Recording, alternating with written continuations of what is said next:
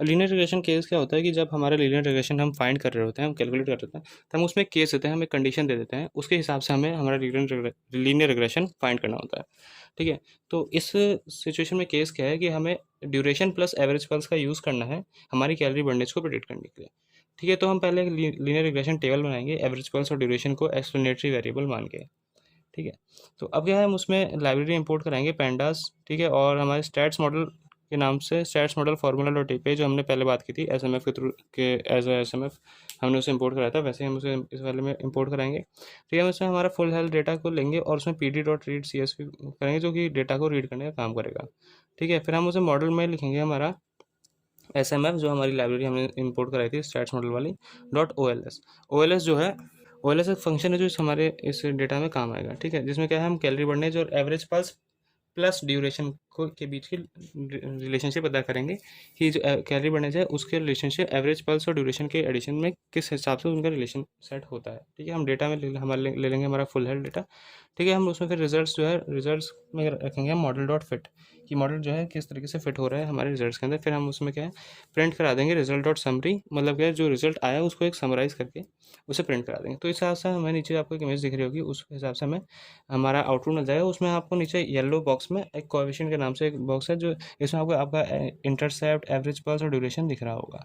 ठीक है, तो चलिए आगे चलते हैं, तो समझते हैं कि लीनियर रिग्रेशन फंक्शन जो है वो मैथमेटिकली ऐसे लिख सकते हैं कि हम calorie burn equals to average pulse into 3.1695 plus duration into 5.8424 minus 334 इस टाइप से दे दें।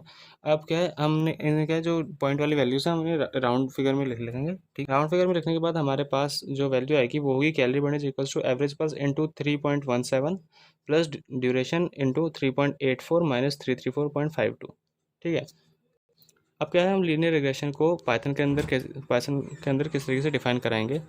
ठीक है, तो हमारे पाइथन के अंदर हम अगर लीनियर रिग्रेशन फंक्शन को डिफाइन कराएंगे प्रिडिक्शन करने के लिए, तो अब क्या है कैलोरी बर्नेज हमारी क्या निकलेगी इन कंडीशंस के अंदर। ठीक है, फर्स्ट कंडीशन ये है कि अगर हमारी एवरेज पल्स जो है 110 हो और जो ड्यूरेशन है हमारी ट्रेनिंग सेशन की वो 60 मिनट्स रखते हैं।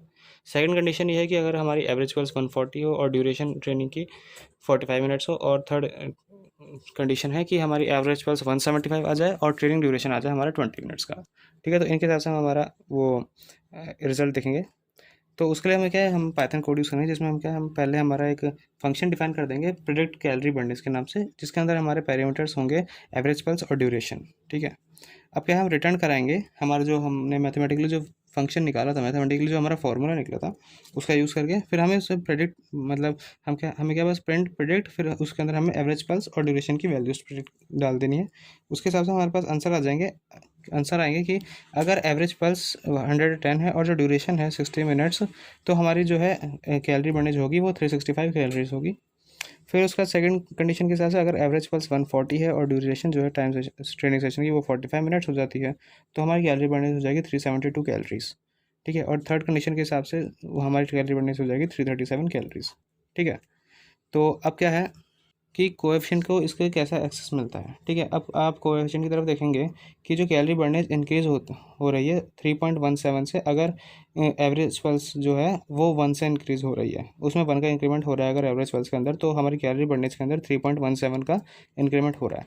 ठीक है, और हमारी कैलोरी बर्नेज के अंदर 5.84 का इंक्रीमेंट होगा अगर हमारी ड्यूरेशन 1 मिनट से इंक्रीज होगी। ठीक है, अब क्या हम देखेंगे हमारी पी वैल्यू में कैसा एक्सेस है। ठीक है, अब अगर आप पी वैल्यू देखेंगे ईच कोएफिशिएंट के लिए, तो जो पी वैल्यू है वो 0.00 आ रही है, मतलब 0 आ रही है एवरेज पल्स के लिए और ड्यूरेशन के लिए और इंटरसेप्ट के लिए। ठीक है, और जो पी वैल्यू है वो सारे वेरिएबल्स के लिए मतलब स्टैटिकली सिग्निफिकेंट होगी, क्योंकि उसकी जो वैल्यू है वो 0.05 से कम आ रही है। ठीक है, तो हम ये कंक्लूड कर सकते हैं कि जो एवरेज पल्स और ड्यूरेशन है उसका कैलोरी बर्नेज के साथ रिलेशनशिप है। ठीक है, आगे देखते हैं, फिर हम देखते हैं एडजस्टेड आर स्क्वायर्ड कैसा आ रहा है।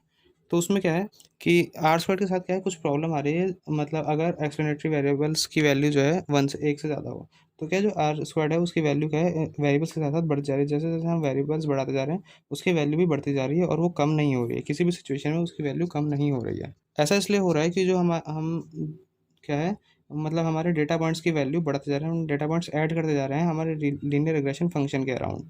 ठीक है, अब अगर हम क्या है जो वेरिएबल्स हैं उनको रैंडमली अगर ऐड कराएंगे तो जो हमारे को जो कैलोरी बर्नेज है उस पर इफेक्ट पड़ेगा, ठीक है। मतलब क्या है, हम ऐसे वेरिएबल ले लें जिसका कैलोरी बढ़ने के साथ कोई रिलेशनशिप नहीं है, उसे कुछ किसी भी तरीके से इफेक्ट नहीं कर रहे हैं, तो जो हमारी प्रेडिक्शन होती सकती है आर स्क्वायर में, जो प्रेडिक्शन निकलती है वो हमारी गलत हो सकती है, क्योंकि जैसे जैसे वेरिएबल बढ़ते जाएंगे तो उसके हिसाब से आर स्क्वायर की वैल्यू भी बढ़ती जाएगी। तो ऐसा हमें क्या है, हम ये ज़्यादा बेटर होगा कि हम आर स्क्वायर की वैल्यू देखते रहें अगर हमारे पास एक्सप्लेनेटरी वेरिएबल एक से ज़्यादा है। तो एडजस्टेड आर स्क्वायर की वैल्यू जो है वो 0.814 आ रही है, और जो आर स्क्वायर की वैल्यू है वो हमेशा 0 से 1 के बीच में आती है। तो आगे चलते हैं हम कि आपको पता है जो अगर अगर हाई आर स्क्वायर वैल्यू आती है तो इसका मतलब ये होता है कि हमारे जो डेटा पॉइंट्स हैं वो लीनियर रिग्रेशन लाइन के बहुत क्लोज हैं, ठीक है। मतलब बहुत सारे डेटा पॉइंट्स जो है लीनियर रिग्रेशन लाइन के क्लोज है, और अगर लो आती है तो इसका मतलब ये है कि जो हमारी लीनियर रिग्रेशन फंक्शन लाइन है वो फिट नहीं होती है हमारे डेटा मॉडल में। तो अभी हमारा कंक्लूजन ये निकलता है, क्योंकि हमारी वैल्यू जो है हाई आ रही है, तो इसका कंक्लूजन ये निकलता है कि जो हमारा मॉडल है वो डेटा के अंदर अच्छे से फिट हो रहा है। तो इस लेक्चर के लिए बस इतना ही। Hope you got all the points in the lecture, and still if you have any queries you can put it in the Q&A section. Thank you.